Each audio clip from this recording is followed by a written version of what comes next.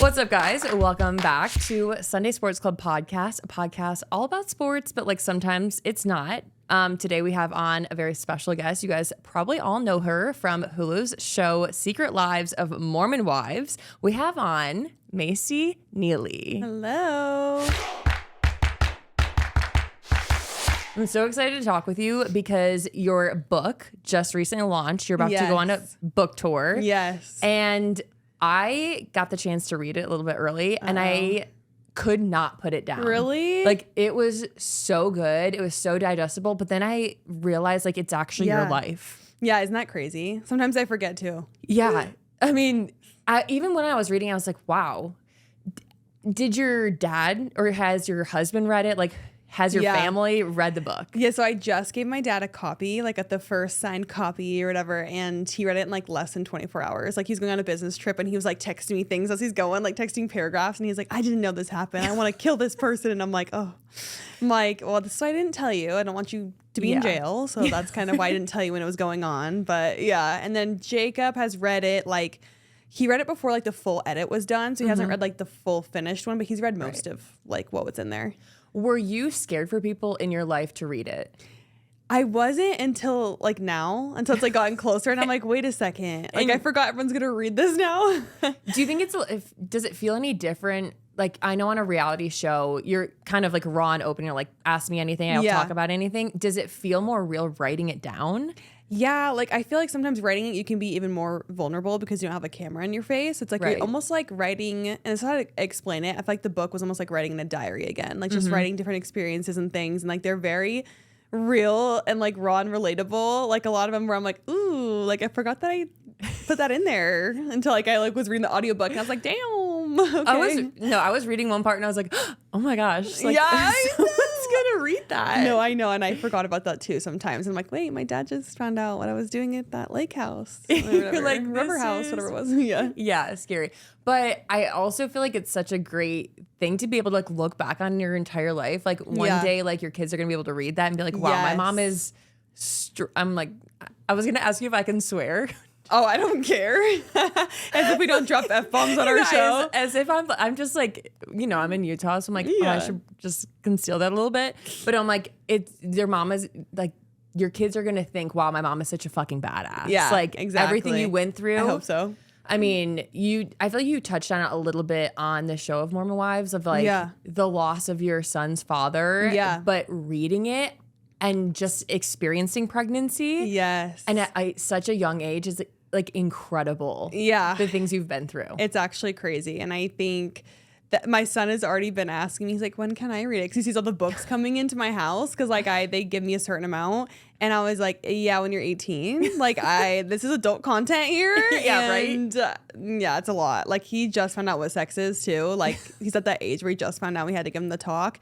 And I'm like, you are not reading this book. But honestly, it might be good, like birth control, because he like, like when we gave him the sex talk, the thing that he was so upset about, I guess, was that like he like found out like, oh, like I came from a different dad because you had sex with someone else, and he like found that out, and he was like so stunned. He was like, he asked my husband, he's like, why'd you marry her? Is what he said to my husband. He's like, why'd you marry her? She like had. Yeah, your husband's like, I don't know if we're ready for this talk. Yeah, because like, he had the basic one where it's like you have sex to make a baby. So like he realized, oh, that's how I was made, you know. And then he was like, Dad, why'd you marry her? She like, you know, did that and had a baby. Kids like have no filter. Oh, no filter, no shame. Yeah, I'm just like, I'm scared to get to that age because I know my daughter is just gonna. You just wait. It's fun. It's gonna be terrifying. But speaking of like pregnancy, you are freshly postpartum. Yes. So you had your daughter how many weeks ago? Almost 10. Yeah. That is insane. Yeah. So how are you feeling postpartum wise? Because I'm sure this postpartum is probably different from your other postpartums. It definitely is, because I'm just like so busy. So the last postpartum that I had a 5-month paid leave because I was working at Goldman Sachs at the time, which was amazing to have that paid leave. Now I got a text while I was in the hospital being like, we're filming, and I was like, oh, great. Just you're like, can I heal? No, I know. You're already like going through shit. Like when you're postpartum, it's like your boobs are leaking and like you're still not at your pre-baby weight. And I feel like it's like kind of hard sometimes coming back being like, oh, like, because now I don't have the excuse of like, oh, I'm chubby because I'm pregnant. And I feel like people are just brutal online. So I feel like you subconsciously consciously think about it, even though you, like, I know obviously I'm freshly postpartum. I should not like judge myself, but I feel like it's kind of hard sometimes, you know? Yeah, because I think back to me being postpartum and even like looking back to the videos I posted on TikTok, and I'm like, wow, it sucks that I was ever like self-conscious, because I'm like, I mean, now like I feel good and I feel confident, but I'm like, I should have felt good and confident then, because like I gave birth. Yes. But then you have like I mean, it's not just social media. It's like people watching a show. Yes, I know. There's two sides to me. One of them doesn't give an F, because I'm like, I don't care. I just had a baby. Like, judge me all you want. And then the other side of me is like, oh my gosh, like this is hard. I think it's too because I'm dealing with two other girls who just had babies too, but they're like snatched after having a kid. And I'm like, what the hell? Like Michaela like was wearing a crop top after 2 weeks. I was like, what? It couldn't be me. No, I went to lunch with her and I was like, what the hell are you wearing? Like she had like jeans on, like her pre-baby jeans crop top. And I was like, hello? Like, did you not give birth? Like, am I like delusional? Like, are you actually my friend? Like, what are you doing? So I feel like that's probably also why I feel this certain way. And then Jen's on Dancing with the Stars, you know, wearing a bra. And I'm like, what the hell? You just had a baby. Are you leaking? Like, what's excuse me. Like, what's wrong with me? No, I'm sure it's so hard to compare, especially because you don't really get to like edit the video. Oh yeah, no, not at all. So whereas in TikTok, you're like, I can release whatever I want. If my arm looks a little weird in this, like I might delete the video. Like, like it's gone. Yeah. So is that tough, or you kind of just have the mentality like, I gave birth, like who gives a fuck? Like it depends on the day. Most of the time I don't care. And I feel like too, I posted an ad yesterday for a brand where I full on just like in a bra and shorts, and it's like postpartum body, and I'm like, embrace it. Yeah. And I feel like sometimes we're just our biggest critics, right? So I'm like, oh my gosh. But like I feel like for the most part I really don't care. I feel like the only times I care is like only like in my personal life with my husband. Like I'll try on an outfit and I'm like, oh, it's like doesn't look very good on. Right. And so like that's when I feel it. And I'm like, oh, like I hate that. But like other than that, I really just don't care how I'm perceived. But I mean, it's hard when there's two girls who are just, you know, these little itty bitty girls, like just had babies, and you're like, thanks they're for perfect. Nothing. Yeah. I'm like, I certainly did not bounce back right away. I'm like, it took me like a year because it's hard. Oh no, it is hard. Oh my gosh. Like I feel like there is no time frame for everyone either. And I think, it's just like expectations sometimes are hard, but I think it's almost the expectations we have for ourselves more than anything, you know? Absolutely. Absolutely. I cannot agree more. How did this postpartum compare to other postpartums, and like how you're feeling?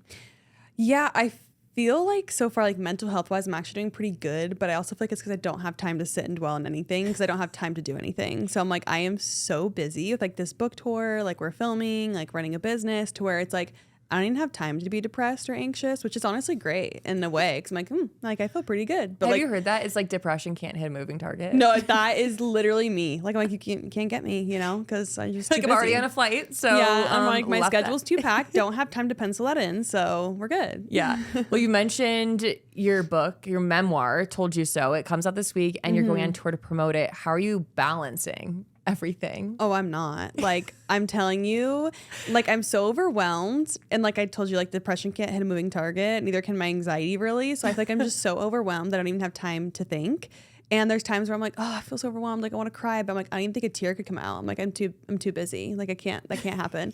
So you're like, I'm full glam. I do not have time for that. Thank you. Yeah, but I know I'm really excited. I'm like so grateful for like the whole opportunity to be able to do it all. And like, I just can't believe it's real. Like it feels weird, but yeah, I'm overwhelmed though, because I'm bringing my whole family with me on the beginning of the tour. So I think that's why I'm stressed. Everyone's like, you're so excited. I'm like, yes and no, like a little bit of that, and like a little bit of everything else. Like if it was in 2 months from now when things slow down, I'd be like, like let's do it. I'm like, I just don't even feel prepared. I'm like, my suitcase isn't packed, you know, like you're like, that will be packed actually the night before, and we're gonna see what clothes still fit me at that point. Exactly. We'll get to that when we get to it. Exactly. So when it comes to writing your book, I know that you kind of kept a journal throughout like your life. And your dad was a huge part of that. Is that why you gave him the first signed copy? Yes, I wrote about it. I was like, you're kind of like the inspiration behind the books. I wrote him this whole like thing inside the cover. So I think he really liked it. He like texted me when I left, because I left it actually just recently when I got home from California. I left it on his desk to kind of like surprise him. And no, he loved that. I could tell. And when he like asked you to write stuff down, did you ever think you would actually like publish a book? Not in that moment. I think it was like towards the end of my pregnancy. I was like, well, maybe I could do that. Like I never like in my life was like, I want to be a writer, you know? But I think like when I was writing this all down and venting in this diary, I was like, this actually feels really good. And like, maybe I do want to write a book because I think, I mean, I was in broadcast journalism in college and I do feel like I was naturally pretty good at writing and doing stuff like that. And so I think once I got deeper into my like college major, I also started enjoying writing more because it was like more creative writing and things like that, which was fun rather than like a 10-page paper on like who knows who, you know? You're like, I don't want to do this. Yeah. So it made it like more fun. So I think when you're writing about things you enjoy, like I started really liking it. So yeah, that was kind of like the whole inspiration behind it. Or else it wouldn't even been a book, honestly. Crazy. Yeah. I want to take us back to BYU because you were a D1 athlete. Yes. You were a D1 athlete, you got pregnant, and then went back to being a D1 athlete. Yes. So I want to get all into that. Yes. So you were very vulnerable in your book about this, and I am so excited for people to read it because, again, it's so good. Like, I could not put it down. But, like, can you give us a vibe of the kind of place BYU is and, like, the culture? Yeah, so I guess like coming from California is a little different. I'm like laughing because you're like, yeah, I don't know if I like it here. Yeah, I'm like, Utah's just intimidating to me. Yeah. Because I feel like there's like, everybody knows like rules. I'm like, am I breaking a rule? No, trust me, like you're good. Like I think it's more... Like, should you be wearing something over your shoulders? No, I'm good. I'm like, okay? They just escort me out of here. I'm like, get kicked out. No, when I first got here, I feel like I always tell this story, but I was on campus and I'm like, I'm walking into my class, whatever. And this guy's like, hey. And I was like, who's he talking to? Like, I know, being from California, people were like not as friendly. So I feel like that was the first thing I noticed, that people were very friendly. I don't want to say nerdy, but like a little bit nerdy. Like people were like singing on campus, like to themselves and like almost like a Disney movie type vibe. And then it's giving Disney adult. Yeah. I am a Disney adult, so that doesn't... I mean, I am too, so I can't say much. But like people in their dorm rooms were like sitting in circles singing Frozen. And I was like, what the heck? Like what? It's coming from California, that's, even though you grew up Mormon, that was probably still a big cultural shift. No, I had a big culture shock, I feel like, coming here because people were very like goody two shoes and like I don't say hell, like, you know what I mean? I'm like, what? Like, because my family, what the hell? Yeah, like my family swore, like my family swore, like my family watched radar movies, wore bikinis, like we were just I don't want to say like normal people, but like yes. None of my friends, I had some Mormon friends, but most of my friends weren't Mormon. Like they were all different religions and stuff, like growing up. So honestly, super grateful for it because there is a thing here they call like the Utah bubble, where people grow up here around all Mormons and it's like they don't really know anything else and it's like weird, you know? Yes. And so I feel like that's why it was a little different when I came here. I was like, this is a little strange. And when I was on the tennis team in the beginning, you weren't wearing tank tops to compete in. When I grew up wearing spaghetti straps, like cute Nike short skirts, and like came here and it's a Nike school, but it was like no tank tops. It was like kind of like a cap sleeve type competition my arms shirt. look so bad in those. No, they're hideous. And then I think it was the end of my freshman year. They're like, we got tank tops, but they couldn't be a Razorback. So then it was all of a sudden like it was a tank top, but it was almost like a muscle shirt. Like it was not cute. This is worse. It was like probably worse. And then I think it was my sophomore year. All of a sudden got the Razorback. So I feel like over time we started like progressing a little bit. Like man, I'm like hot now. Yeah, like my first skirt like went to here and I'd have to roll it like 4 times. So I'm like, it's the fabric like touching my legs. It's like an OCD thing. I'm like, this is not okay. So yeah. So I feel like the BYU culture probably changed over the course of like your time there as well. I feel like anything in life, or it expands. I feel like social media has expanded.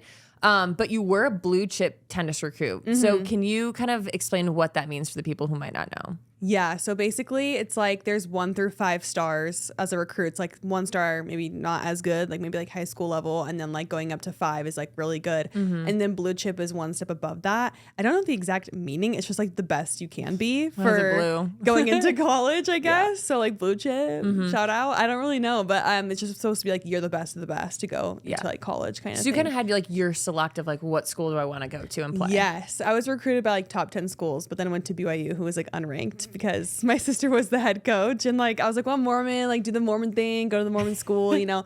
But if I wouldn't have gone there, like I wanted to go to UCLA for sure, because like I grew up going to UCLA football games and things like that, and like I just loved UCLA. I just thought it was so cool. Yeah, I mean, California does have like a little sparkle to it, but I'm sure also like going for playing for your sister and like. I was gonna say your family being close, but UCLA is little bit closer, but yes. And my other sister, who's 5 years above me in age, that sounded weird, but yeah, anyway, she went to BYU for 2 years, and then my sister wasn't the coach at the time, and she didn't like who was coaching, and so she left to UCLA. So she did go there for the rest of her time, which was 2 years. So I also saw her play there, and I was like, oh my gosh, this is so great. And like I love the area and like the shopping. I just thought it was like really magical, you know? Yeah. And when it came to BYU and your family, were they like gung ho, like, oh yeah, for sure, go to BYU, or were they more like, oh, just make your decision? Yeah, they were like, make your decision. Like, I think they knew I was gonna go there because like my sister was there. Yeah. But like if I was like, no, I'm going to UCLA, they would have been like, yeah, great. Like, and UCLA, we never even played UCLA at BYU. It's like different conferences. Like you don't, unless if we made it to NCAAs, then we would. But BYU never would come close to making NCAAs. So then what was it your deciding factor then? Basically, like it being a family thing. Yeah.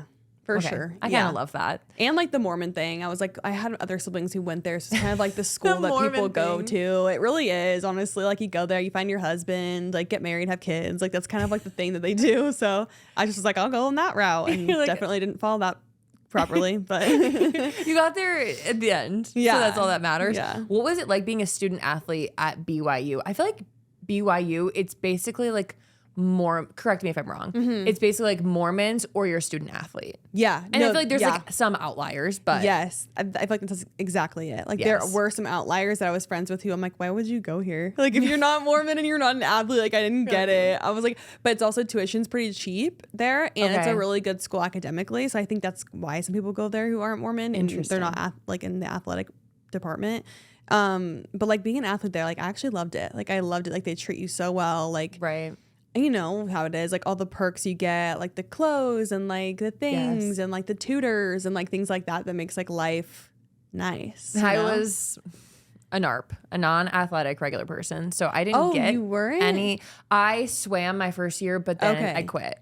Okay. Because I was like, I'm not going anywhere with it. Yeah, you're like, this sucks. I was like, I actually want a social life. Yeah. But after seeing my boyfriend at the time, now husband, obviously, me acting like everybody doesn't know who he is. Yeah. But after seeing all of like the clothes he got, the team issued gear, like the benefits, it's like they literally they're like, what do you want? I'm going to serve it on like a silver platter. Here you go. Yeah. And it's even better, obviously, for football. Like football at BYU too.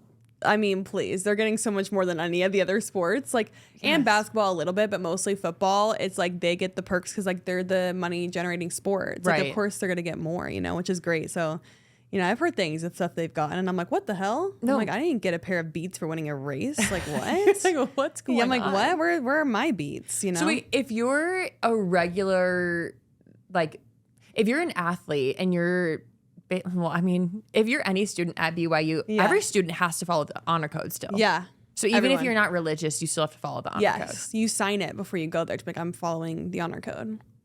That's so interesting. I went to Michigan State, so I didn't sign anything. Yeah. I would have gotten kicked out. Yeah. I'm going to go out on a limb and say that I'm not the only person that feels this way. I get a lot of my confidence from my hair, how it looks, how it feels. Is it bouncy? Is it flat? Is it greasy? Does it have too much dry shampoo in it? Is it flaky? Is it falling out and thin? Well, when I was my lowest of my confidence, it happened to be right around the time that I was losing a lot of my hair from postpartum. Postpartum hair loss is no joke. So I want to take a second to give Nutrafol a shout out. I did the Nutrafol postpartum formula for when I was postpartum and experiencing all that hair loss, and I saw a significant difference within a few months. And so now I'm 2 years postpartum, so I don't really need the postpartum formula. I'm looking more towards just like their woman's everyday formula, and this stuff actually works. Nutrafol is the #1 dermatologist recommended hair growth supplement brand trusted by over 1.5 million people. You can feel great about what you're putting into your body since Nutrafol hair growth supplements are backed by peer-reviewed studies and NSF content certified, the gold standard and third-party certification for supplements. If you guys are interested in checking it out for yourselves, which I Again, have to say I personally highly recommend. You can see thicker, stronger, faster growing hair with less shedding in just 3 to 6 months with Nutrafol. For a limited time, Nutrafol is offering our listeners $10 off your first month subscription and free shipping when you go to Nutrafol.com and enter the promo code Sunday. Find out why Nutrafol is the best-selling hair growth supplement brand at Nutrafol.com, spelled Nutrafol.com, promo code Sunday. That's Nutrafol.com, promo code Sunday. I have loved Coterie diapers ever since my daughter was a newborn. I think we can all agree that baby skin is very delicate. Their microbiome, their skin barrier, it's all still developing. And I'm a big believer that a long, complicated routine can potentially cause more unbalance.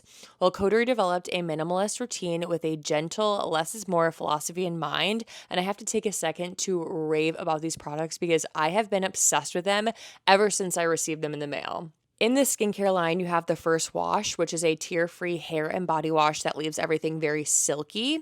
Then you have the soft cream, which lightly but so effectively moisturizes both face and body.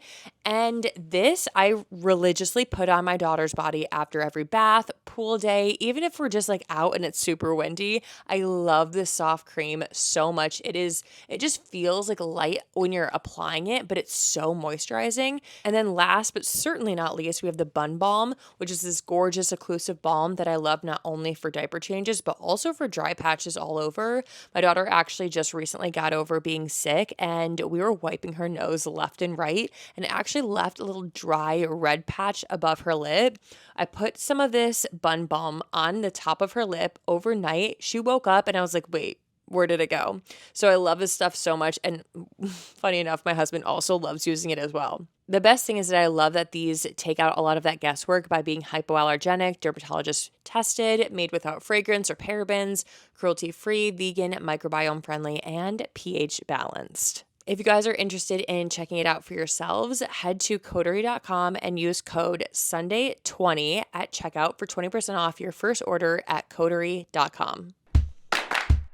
I've said this before and I'm going to say it again. I do not like the taste of water. So if you see me drinking a huge jug of water, you can bet that there is something inside that water. So I want to take a second to talk about Cure because Cure is a clean plant-based electrolyte drink mix formulated with pediatricians and made just for kids, but enjoyed by everyone. There's no added sugar, no artificial sweeteners, no fake colors, just real hydration that your kids will love. My daughter is currently in the phase of loving drinking from Mama's water, which is funny because we have the same concoction in both her water bottle and my water bottle. But the best part is that I don't feel guilty about letting her drink out of my drink because I have Cure inside my water and I know that it's made for kids, but again, loved by me. When it comes to what my daughter puts inside her body, I'm always reading the label before I let my daughter touch anything, and Cure is one that checks every single box. Again, it is safe for kids 1 and up and made from premium plant-based ingredients, developed with pediatricians and backed by science. And Cure has so many delicious flavors for the whole family: fruit punch, pink lemonade, and mixed berry. And they come in these easy packs. So just mix with water and you're good to go. Perfect for lunch boxes, soccer games, or just getting your kid to drink more water. Because unfortunately, I think I passed down the not liking the taste of water thing to my daughter as well. If you guys want to feel good about giving your kids something that's actually good for them, go to curehydration.com/Sunday for 20% off your first order. That's curehydration.com/Sunday for 20% off clean hydration the whole family will love. Okay, but what did tennis teach you like off court?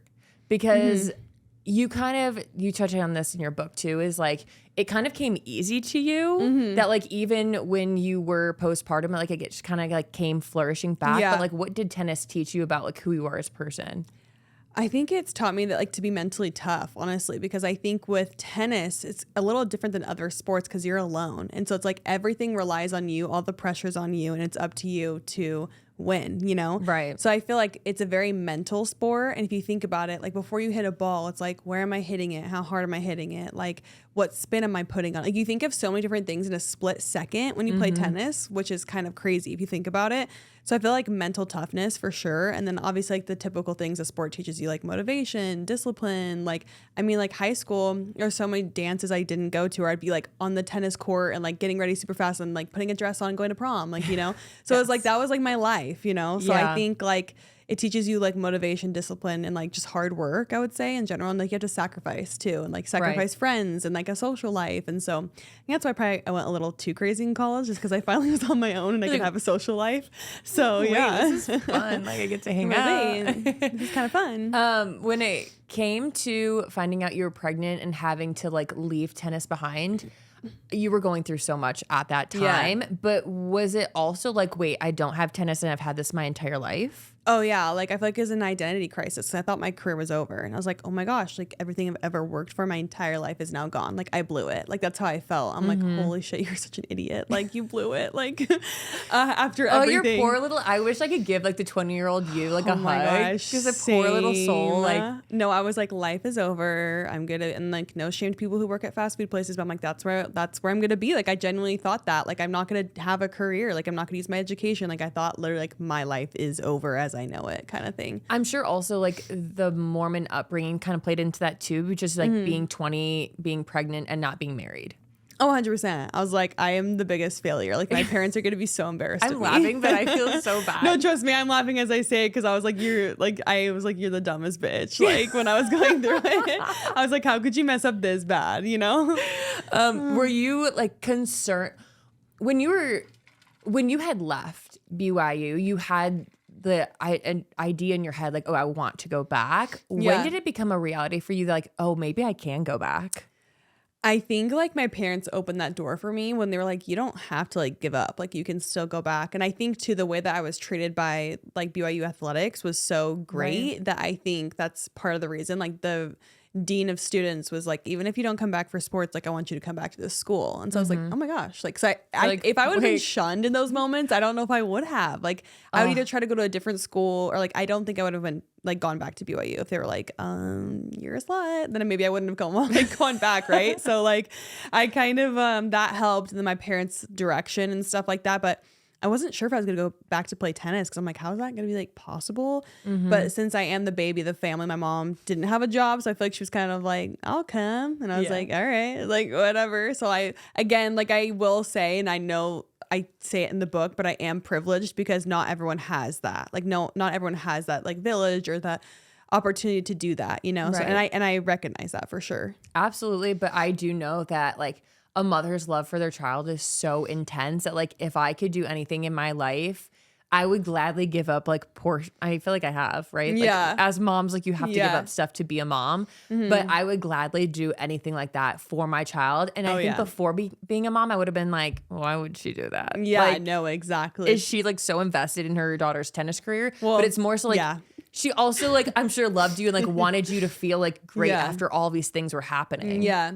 That's why like, looking back, obviously, I'm so grateful, and I feel like it was such a big sacrifice. But my parents would actually come to almost all my matches before I even had my kid. Like my mom, again, she didn't have a job at the time, so she was kind of like, why not? And she's a crazy tennis lady. Like she really is. Like we call her the Kris Kardashian of tennis because I feel like a tennis like reality show could give not Kardashians, dance moms a run for their money. Oh my gosh. The tennis parents are psycho, and like people in college too. It's just like I think your mom would get along well with my mom because my brother went to swim at D1 at Arizona State, and the way that my parents flew across the country to every swim meet, and I'm like, I'm literally over here in California. I'm like, what are you guys up to? Yeah, no, literally. But it's insane to think about from like a daughter perspective. But now as a mom, I'm like, oh yeah, like I will be number one fan. Yeah, I'm like, I will be there in the gear. I'll have the shirt with your face on it. Like I feel like that'd be me for sure.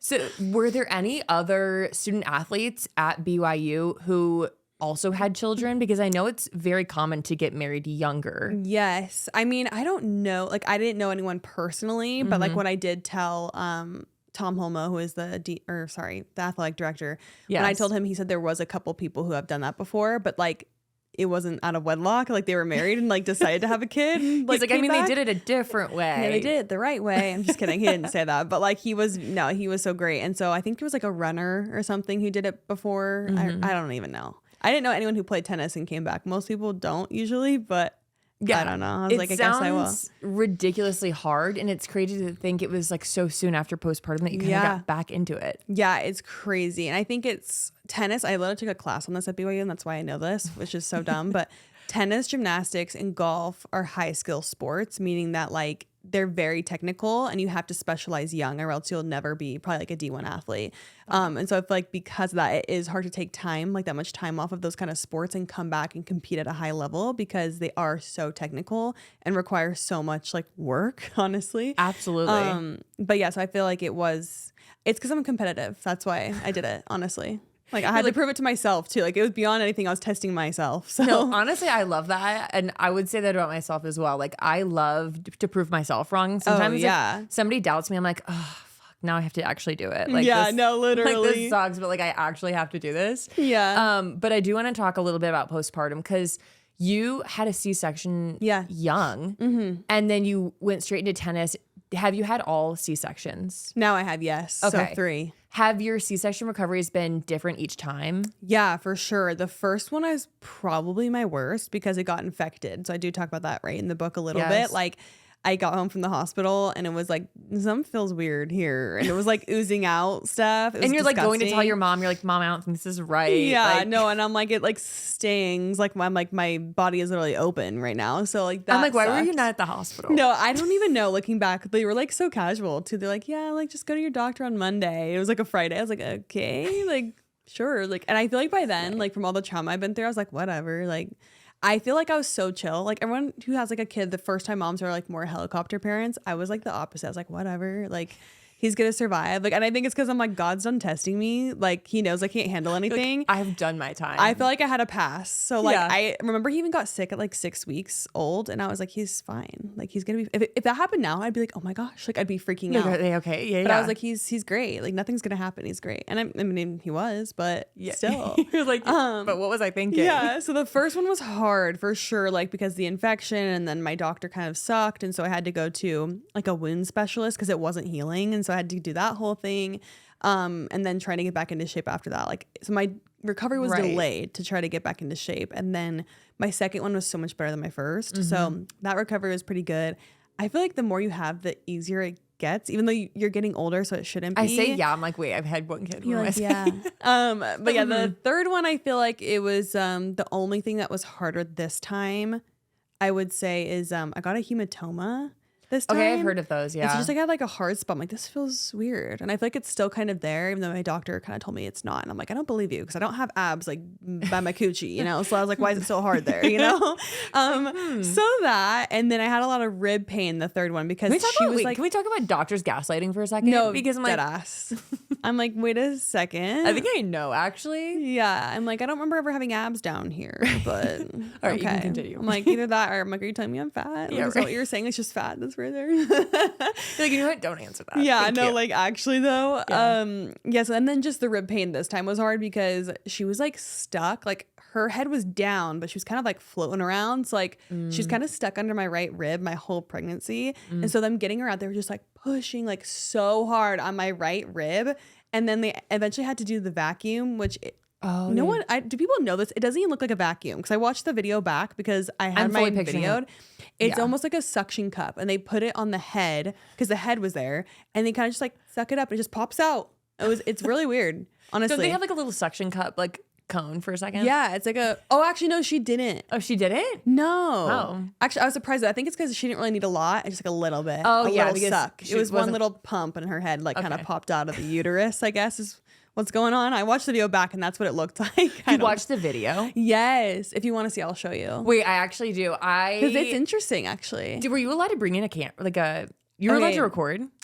So yes and no. Your hospital would be like, are you fucking okay? Yeah. So like I don't know. I'm like, I don't want to say like I'm better at my nurses, but I'm like, listen, like this is my dream. Like I don't get to see my babies be born. So like I really just want to see. I'm like, I don't need to see any cutting. Like I don't need any like of that. Like I just want to see them be like born, like pulled out. Like And so my nurse was so good. She literally like called nurses from other floors who weren't like busy to have them help film for me. Like she was the goat. I'm obsessed with her. I'm like, if I have a baby again, I'm like, I need you. Can you be like, my nurse? Yeah, no, she was so good. I did not get a video, but I did get a hack that somebody told me. Like usually they let you take pictures. Yes. So I turned on my live photos to get like videos. So like technically I have videos because like they were snapping so quickly that you can turn it into a video. Yes. But I do want to watch that after because I'll just show you. I'm super curious. So the footage I had too, I'm like, ooh, I need to delete this. So it was like right after I got the spinal and you're like naked like a whale like on the table. Like I'm like, ooh. That is the most humbling experience because I had a C-section. It really is. Okay, so you know. Yeah, I had a planned C-section too. She was breech though. Okay. So I'm like, I kind of knew going in. I was like, all right, sick. This is awesome. Yeah. But I was like, oh, I don't know what was. I think I was going through a lot of stress then too because my husband had just lost his job. We just moved to California 2 weeks before, like a lot going on. Yeah. I literally went in and they were like, do you need anxiety meds? I was like, no. I was like, can I watch? And they were like, first time like, are you mom, okay? like, yeah, like, are you sick? Sedate this girl because she's crazy.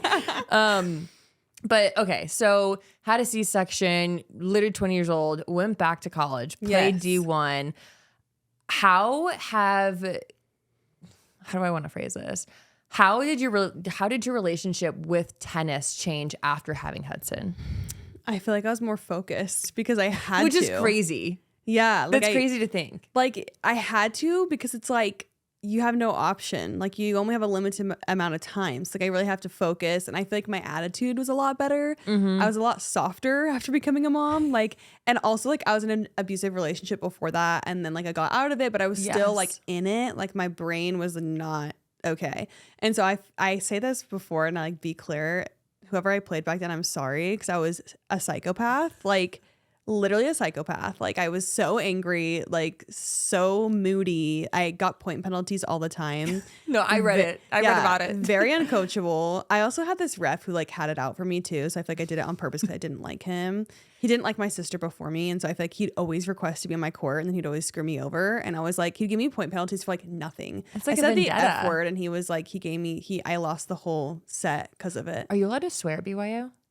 Well, I guess you're like allowed to, you're not supposed to. Okay. I mean, if you're saying the F word, that's probably not allowed, but I was here and there. You're like, and I was. Yeah, my dad would be like, Mayci, I heard that F bomb on the court. You need to cool it down. Like, Dad, that's the least of our problems that we got going on. No, literally, if he only knew. Yeah. So it like made you like softer is what you're saying. Yes, for sure. Like all my trauma, everything I went through made me softer, more empathetic.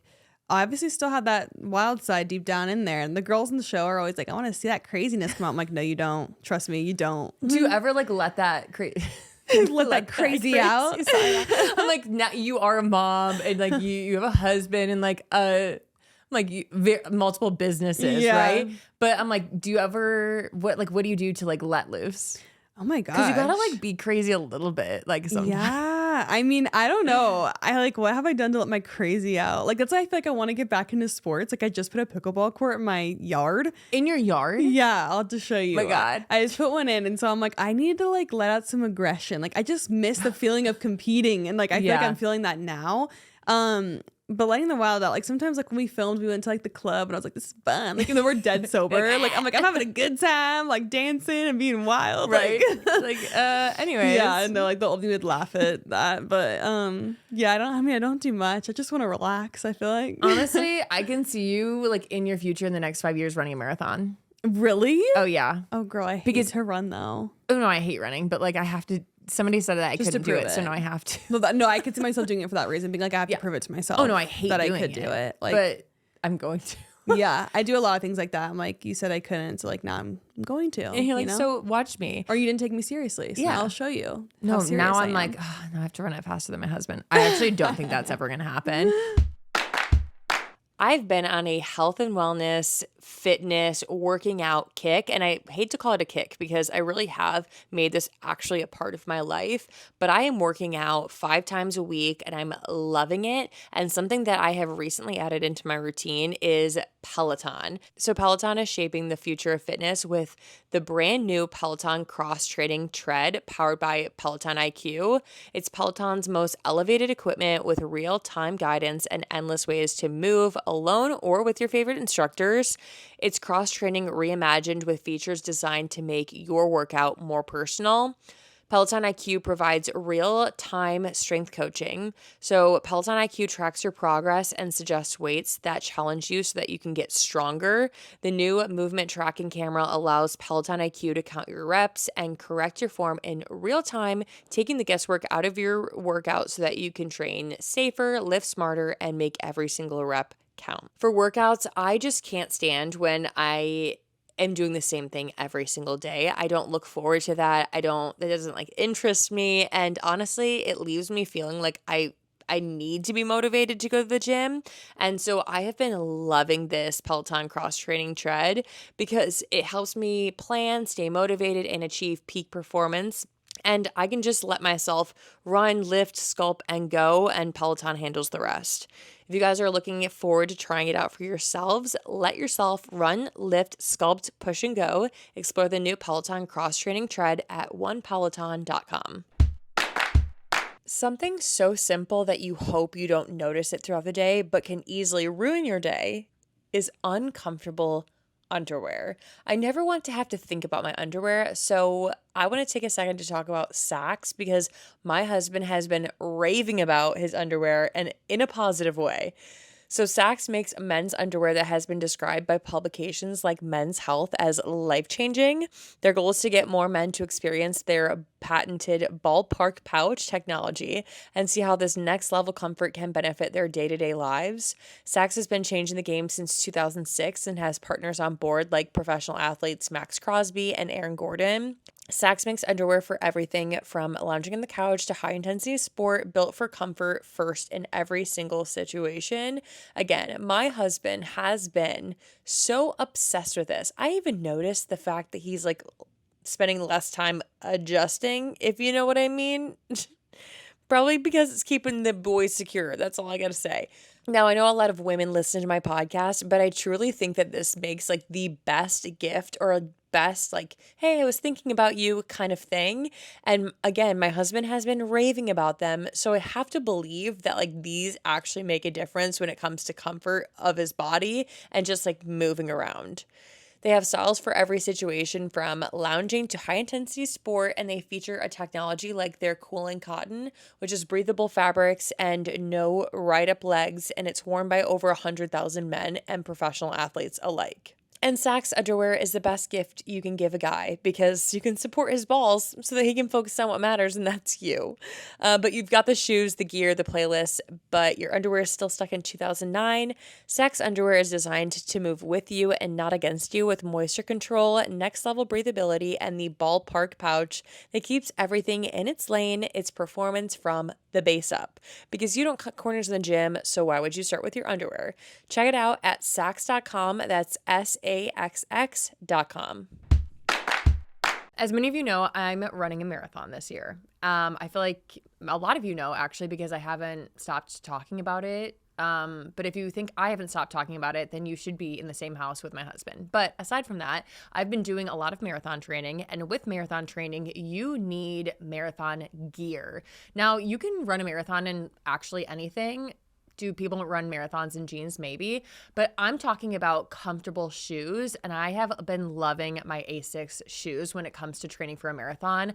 I'm talking like not just 2 or 3 miles, like 8, 9, 10, 20 miles. I love my Asics because I never have to think or worry about the comfort of my shoe. And when you're running, you would be surprised that often, like, if you're not wearing a comfortable shoe, that's all you can think about when you're running, and that never happens with Asics. So I actually just picked up a new pair of Asics today because I've been needing a little bit more color in my life. I feel like everything I own is beige and white and black, and so I picked up this neon orange, which is, you know, me stepping outside my comfort zone. Asics believes that movement is what brings us together, and I totally agree. Each step forward becomes a journey towards something more community, more connection, more miles. It's not about the number of miles you go, it's about the number of miles you share. So move your body, move your mind with Asics. If you guys are interested in checking out Asics shoes, whether you're running a marathon or it feels like you're running a marathon when you're chasing after a toddler, feel free to visit asics.com and use code Sunday at checkout for $10 off your order of $100 or more. Exclusions may apply. When it comes to your perspective on like, you were a very like young mom, like, how has your perspective changed on like when you have more kids, please? How has your perspective changed now that you're like an older mom? Not like you're old by any means. Well, I feel old. Literally me. Wait, you're way younger than I am, I think. I don't think so. I'm 30. Oh wait, I'm 30. Okay. Okay. Twins. Like you are really young. But how has your perspective changed? Because I've like, you kind of mentioned it earlier, is like you were kind of like chill as a mom, young. Do you think that you're still chill now? I feel like I'm pretty chill, but like at the same time, I like become more of a helicopter mom because I think like once the maybe depression wore off and like me thinking God wasn't gonna test me, I was like, wait, like anyone could die at any moment. And like I feel like the anxiety kicked in. I was like, oh my gosh, like, you know, so I feel like I'm a bit more like, you know, worrier as I've gotten older for sure, which like has its pros and cons because like my kids are safe, but like at the same time, like the intrusive thoughts are wild. So yeah, I think, like as I've gotten older, I've become more protective, but I still am like pretty chill. Like I'm chill about certain things that maybe my parents weren't as chill about growing up, which is more like the house rules and things. I'm like, oh, whatever. It's not worth it. You're like, that's so wild, Mayci coming out. You're like, I'm like, crazy. I'm like, make a mess. Just kidding. Oh my God, that's hilarious. I was literally going to ask something really interesting. Oh, you speak about like being protective as a mom. Yeah. Does it kind of come into play like when it comes to the show and like how much of you show of your family life? Because I know you're a very open like individual, but I feel like with your family, you're like definitely more private, which I don't show my daughter on social media. Like I feel like I don't talk about my marriage. Yes. So are you protective in like that way? Yeah, for sure. And I think it's like, it's been interesting to navigate like with kids. I used to show my kids on social media like all the time. I didn't know like anything. I didn't think anything was wrong with it. Right. Until I started hearing things like the last couple of years, like, oh, there's predators and they do this and that. And I was like, what? Like it like shocked me actually. And so I think too, I still actually like can't come to terms with like it shocks me. I'm still like, really? It's because my brain can't comprehend it to where it doesn't feel real. You know what I'm saying? Because I'm like, I can't believe people would actually be that sick. I love the way that people in Utah say real. They have like you real. Guys, and it sucks because I'm from California and I'm like getting a Utah accent. I know it's really bad, but I think it's because my mom's from Utah, so she has like a little bit of an accent. You know? No, I kind of love it. Okay, real. I'm like, it's been real. So anyways, I feel like as time has gone on, I've been more cautious and stuff because I'm like, even if like I'm not seeing those things happen, doesn't mean they aren't happening. Totally. And so especially like with people more eyes on us now, I've been a lot more protective, so I don't show my kids online anymore. There's been times where I will for like special occasions, like the baby being born. I'm like, well, I really want to share this because it's so like special to me. Yeah. Because sometimes it's hard because like those moments are so like pure and beautiful. I just want to share them, and I go back and forth so much. So there are times where I'm like, I may post a family photo maybe once a year, like maybe I just can't decide. Like I go back and forth on it. When it comes to the show, like now I think even season 2 on, I haven't shown my kids, although you will see Charlie, my newborn, because I have to take her everywhere I film. So I'm like, it's too hard to try to like hide her face now, and she's gonna change by the time this comes out, so it's like she won't even like I've actually heard that perspective is like, oh, like as a baby, like nobody's gonna recognize he or she like as they grow older. My conviction, which when it comes to like I agree, like the idea of like, oh, every now once in a then am I okay? every like then and now, or I'll post a picture of her, or like I'll make sure that it's just not like, okay, here you guys go. Yeah. Because I feel like the only downside to like not showing them is like everybody else is like taking pictures of you and your family. And I'm like, oh, so somebody else has a picture of us that they can release at any point. And like, it's not me posting that. Yes. And so I feel like that's like a huge place where I'm like, social media is so dicey. Yeah, it's really confusing to navigate because I feel like you get a lot of judgment as a mom too, being like, you get people who are like, don't show your kids. And you have people who are like, why don't you show them? It's so weird because you showed them like last week. And I'm like, well, I'm trying to figure it out too. Okay. Like, I don't know what I'm doing. Okay. We're all trying to fucking figure it out. Yeah. I'm like, I'm trying my best. All right. And it's hard because like I feel like as a mom too, it's like, I just like love to share. Like they're my, prized possessions. Like, I want to share them, Right. But then I didn't realize how hard it would be not sharing your child. Is. Because before you don't have a child, you're like, oh, what? I'm like just not going to post them until you realize like that is the number one thing in your life that matters the most to you. And you're like, this is the biggest part of my life and I'm not showing it. Exactly. And so it's I feel like weird. It's weird to navigate because why like do we have so much pressure on us too because we have a platform? Like so like other people are posting their kids too. Like predators can take pictures from anyone. It's like why is it always like, well, you have a platform, Right. So I hate like the pressure that people put on like influencers or figures for that. But like, let everyone do what they want to do. If someone wants to share their kid, let them share their kid. If someone doesn't, like, respect that. Like, it's okay. It's going to be okay. Although like, I think if you're making your 3-year-old film an ad, that's weird. Okay, that's different. Okay. Exploiting that. Yeah, no, 100%. Sorry, I didn't even think about that. No, I think there's two different sides to like why people don't share their children and like the not sharing your child part is like the benefit is both. Yes. But I do think that people, oh my God, I'm like, you're too, like you're not doing an ad. Oh yeah, no way. Yeah. It kind of blows my mind how people do that. Yeah, no, it's like crazy. I didn't think about that until you said that. I like forgot that there is a whole other side to it. Like I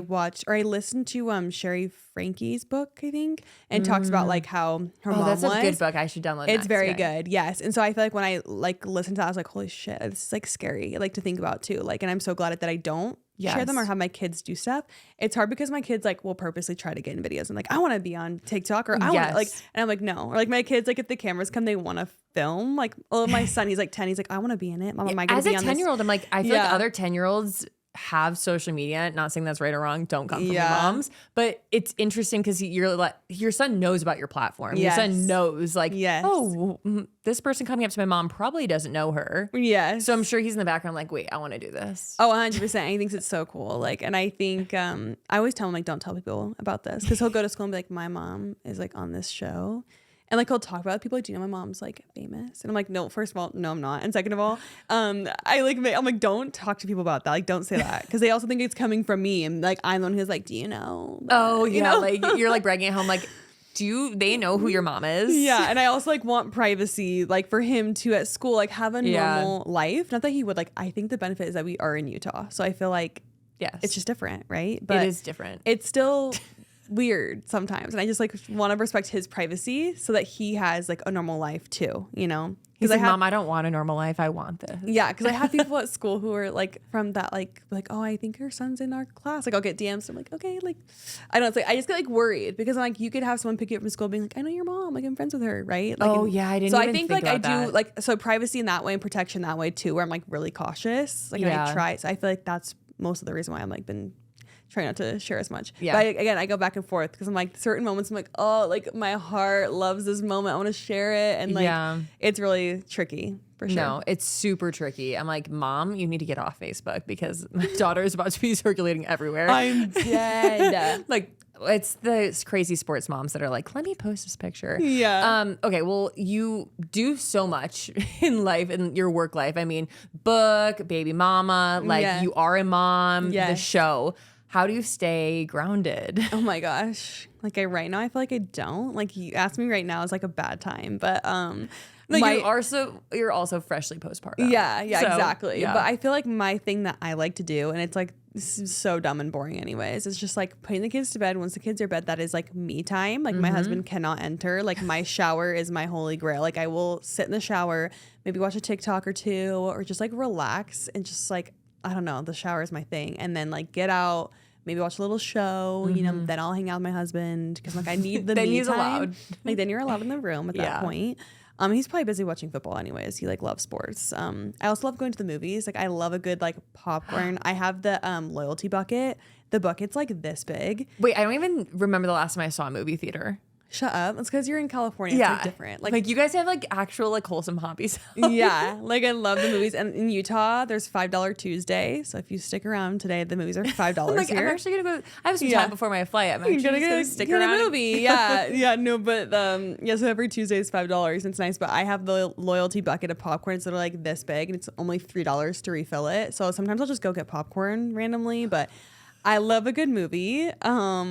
And then one other thing I do like is this place called Fika here, and it's like a reflexology place. It's kind of like massage, but it's like different. So like you go in and like wash your feet, which sounds kind of weird, but like they wash your feet and then they like swaddle them in towels. And honestly, low key is so nice. But yeah, I wish I had more time now because And then they do like your neck and then your shoulders and they do each arm and then they do each leg and they finish it with like hot stones. So they don't do your back or anything, but you do like the arms and the neck and like they'll do your ears, which sounds so strange when I first heard it. It feels so good. Like I leave that place and I'm like, I'm a better person. I'm going to have to get this like connection from you. I'm like, I'm flying in literally just to get this. No, honestly. And it's so cheap too. It's like $60 for 60 minutes, which is like unheard of. Especially in California. I'm like, literally to look in the mirror is like $60. Like in California, everything is so pricey. I know. I'm like giving birth. I'm like, oh, $50,000. I'm like, it's fine. Cool. I'm like, I had an ocean view though. It's fine. Yeah, it's fine. What are you looking forward to people learning about the next season of Secret Lives of Mormon Wives?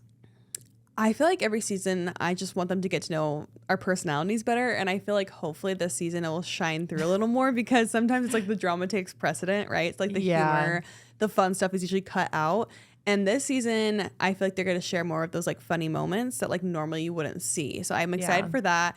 Of course, there's always going to be a lot of drama. I'm a little bit bitchier for sure because I was pregnant. So I really just didn't have time for shit.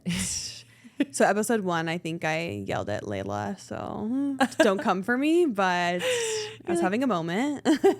Yeah. Okay. I love that. I'm so looking forward to it. You know who's looking forward to it more than me? My husband. No way. Oh, absolutely. Does he like it? Absolutely. Oh my gosh. That's he so is funny. like, well, it's funny because he's a Bachelor fan too. Yeah. So now I'm sure he's going to love watching Taylor out there too. Oh, for sure. It's like a whole universe now. It's like worlds are intertwining. Yeah. No, it's actually so insane how much. I'm like, wow, they're everywhere. I kind of love it. Okay, we're going to finish up with some rapid fire questions and then we'll kind of wrap it up. Let's do it.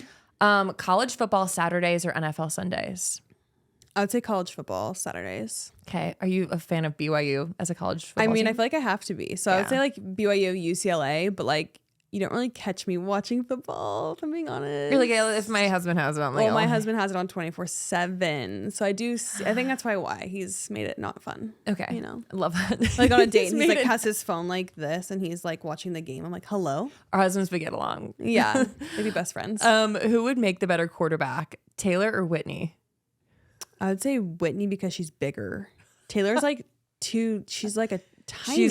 Isn't she short? She's short and she's this big. Yeah. So like I'm thinking, well, I guess quarterback you're throwing it. I was thinking like she'd have to tackle, you know. But she could stand her own. Yeah. Taylor is feisty though, so I don't know. Like, yeah, it's a toss up. I would say Whitney for coaching your kids' team or cheering from the sidelines. Sidelines. Are you gonna be a crazy tennis mom? I'm worried I might be. Because like my son plays baseball and already he like goes up to bat and I'm like, listen, like I try to give him a pep talk. Yeah. I'm like, it's all in here, babe. It's all in here. I was like, you Don't believe? listen to them. Yeah, I'm like, you believe you're gonna hit it? You're gonna hit it every time. I have this whole pep talk. Oh no, I feel like you're gonna end up being a coach. I'm so competitive. At some point, you might end up being a coach. And it's hard because like you see your kids out there, you just want them to succeed so bad. And I'm like, why are these kids picking daisies? Like, let's get to the ball. No, when he first would play, he'd be out in the outfield like picking up like the dirt and like putting back down. I'm like, what are you doing? I'd like go to the sideline. Embarrassing mommy. I'd be like, get up, you know. But he weirdly like listens to me. He's so uncoachable for Jacob. Like, and I feel bad because I feel like he's so helpful and just wants to help. And for me, like he'll just listen to anything. He's a mama's boy. So happy about that. But I'm also like, like I feel bad for Jacob. Okay. So future coach. Yeah, probably. Tennis or pickleball?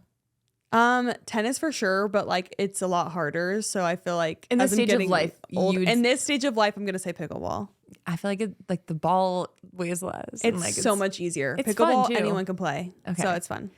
Kelsey brothers or Manning brothers? I would just say Kelsey because the Taylor Swift saga thing going on right now. So yeah, Kelsey brothers. Okay. And this is a yes or no. Would you start a fantasy football league with Mom Talk? And who do you think would win? No, because I wouldn't even know which teams to put on there. My husband does it. I would have to recruit him or like ask ChatGPT, like, who do you think, like what should I do? Like create a bracket for me. Who do you think would win though? Like, who do you think would be just sneaky? Like, oh, I got this. Oh man, it's hard because a lot of them are like secretly competitive. I would say. Like, I don't feel like that's a secret. Oh, it's not? Okay. I feel like maybe I I just see that. maybe I don't feel it or something. I don't know. I feel like I just don't Yeah. even notice it. Oh, I would say Michaela, because Michaela's like actually very competitive. I love her energy. I Yeah. kind of love her feistiness in the last season. Oh yeah, she was a bit intense. I was like, I used to be the feisty one in our friendship, and I'm like, whoa, like the Kinda tables loved it. have turned. Yeah, no, literally. Anyways, thank you so much for coming on. Where can the people find you on social media, and where can the people get your book? Yeah, Instagram, TikTok at Mayci Neeley. It's MAYCINEELEY, and then the book is like Amazon, Barnes and Noble. It'll be in Target. Like it should be like probably everywhere. Yeah. Okay. I love that. Yes. Awesome. Thank you. Well, thank you so much for coming on. I hope you guys enjoyed, and I'll see you next Sunday.